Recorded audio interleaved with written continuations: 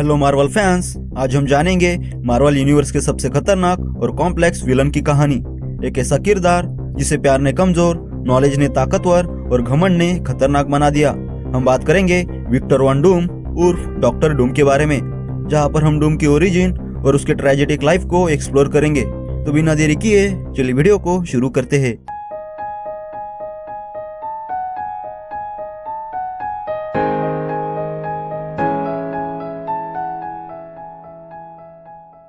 Victor von Doom का जन्म Latvia के एक छोटे से गांव में हुआ। वो एक जिप्सी परिवार से बिलोंग करता था।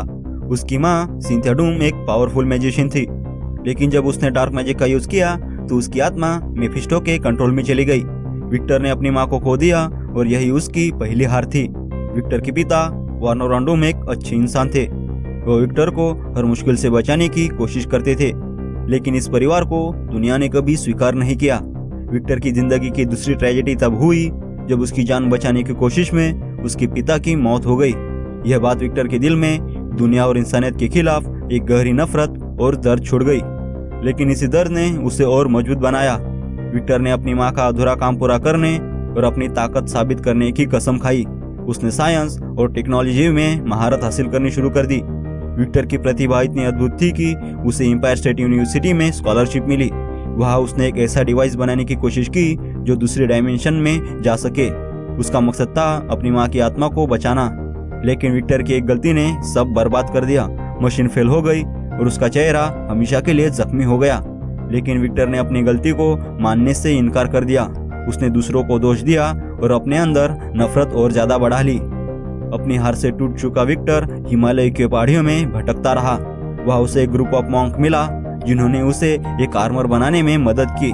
इस आर्मर ने न सिर्फ उसे पावर्स दी, बल्कि उसका डरावना मास्क उसकी आइडेंटिटी बन गई।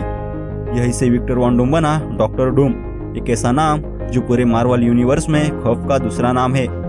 डॉक्टर डूम अपने देश लैटविया में वापस आया और वहाँ के लोगों को आजाद किया। उसने खुद को लैटविया का राजा घोषित किया, लेकिन उसकी असली पावर्स सिर्फ उसकी साइंटिफिक जीनियस या उसके आर्मर में नहीं, बल्कि उसकी इच्छा शक्ति और डार्क मैजिक में थी।